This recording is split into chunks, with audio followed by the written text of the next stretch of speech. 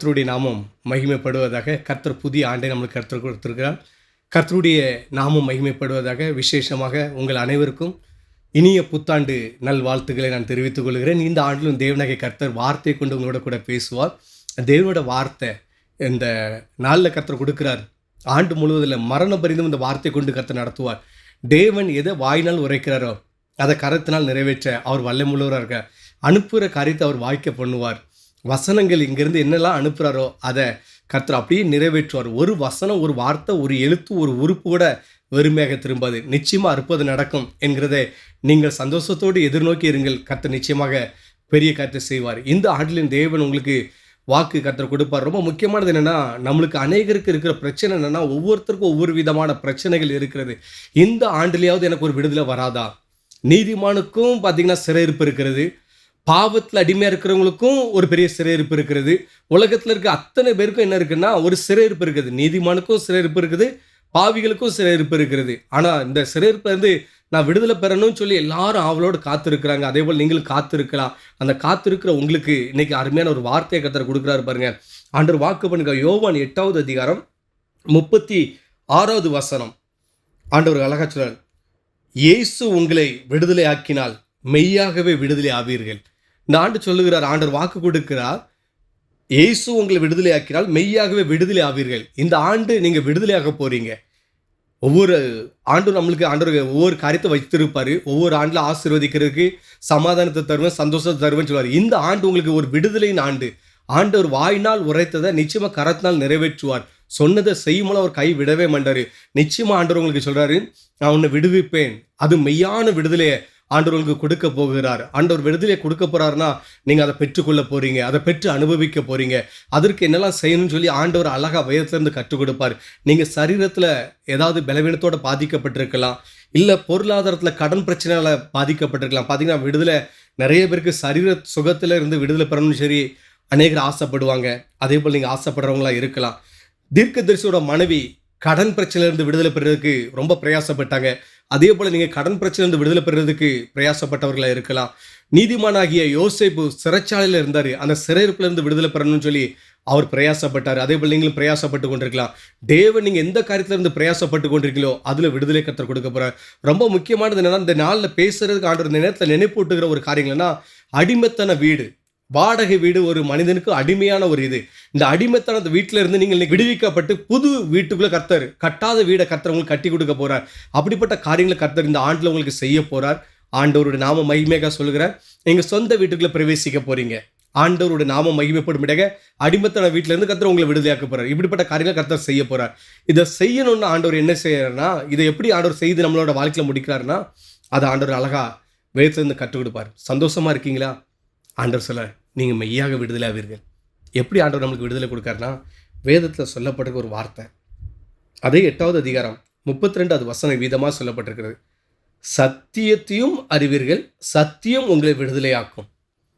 சத்தியத்தையும் அறிவீர்கள், சத்தியம் உங்களை விடுதலையாக்கும். இந்த சத்தியம்னு என்னதுன்னா தேவனுடைய வார்த்தை. இந்த வார்த்தை தான் நம்மளை விடுதலையாக்குமா.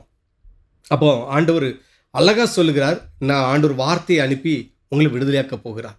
சத்திய வசனம் தான் நம்மளுக்கு ஒரு பெரிய விடுதலை கற்றுக் கொடுப்பார். 2 காரியம்தான், 2 காரியத்தை ஆண்டவர் கற்றுக் கொடுப்பார். அதன்படி நம்ம செய்யும்பொழுது சத்திய வசனம், அதிகமாக வசனத்தை தியானிங்க.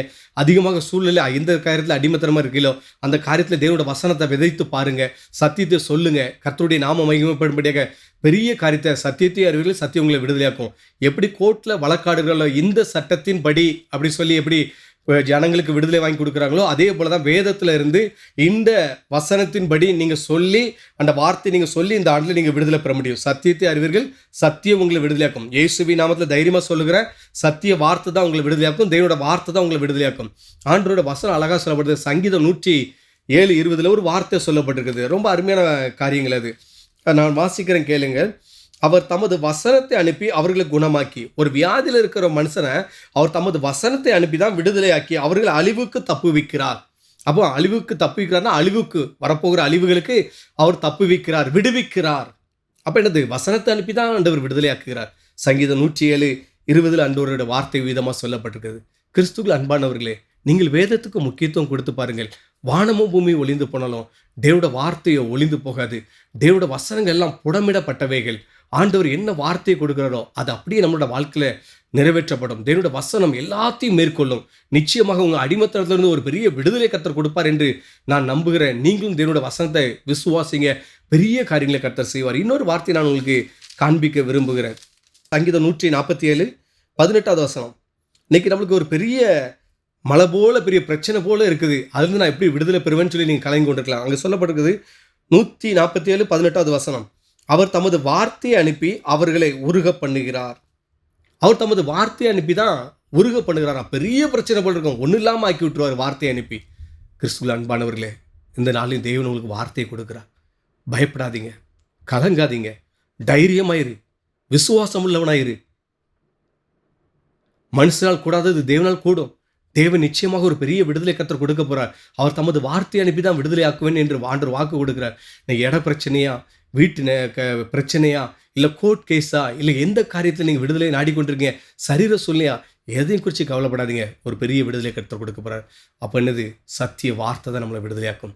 இன்னொரு காரியத்தை நான் உங்களுக்கு சொல்ல விரும்புகிறேன். அப்போ விடுதலை பெறணும்னா தேவனோட வார்த்தை. இன்னொரு காரியங்கள் ஏசாயா அழகாக எழுதி வச்சுக்க. ஏசாயா தீர்க்கதரிசி, ஏசாயா 30:15 வசனம். நீங்கள் மனம் திரும்பி அமர்ந்திருந்தால் ரட்சிக்கப்படுவீர்கள். ரட்சிக்கப்படுவீர்கள் என்னன்னா விடுவிக்கப்படுவீர்கள். ரட்சிப்படுங்கிறது சங்கீதம் 107 நீங்கள் பார்த்தீங்கன்னா நீங்கள் விடுவிக்கப்படுவீர்கள், ரட்சிக்கப்படுவீங்கன்னு சொல்லி 4 முறை அந்த வார்த்தைகள் சொல்லப்பட்டிருக்கும். அப்போ அதோட பொருள் என்னென்னா விடுதலை, ரட்சிப்போம். அப்போ நம்மளுக்கு விடுதலை பெறணும்னா ரொம்ப முக்கியமானதுன்னா நீங்கள் மனம் திரும்பி அமர்ந்திருந்தால் ரட்சிக்கப்படுவீர்கள். நம்மளோட வாழ்க்கையில் கிறிஸ்தவ வாழ்க்கைனாவே ரொம்ப முக்கியமானது என்ன? மனம் திரும்புதல் உண்டாக வேண்டும். இது வரைக்கும் நீங்கள் எப்படி வாழ்ந்தீர்களோ தெரியாது, இது வரைக்கும் எப்படி நம்ம நடந்தோம் தெரியாது.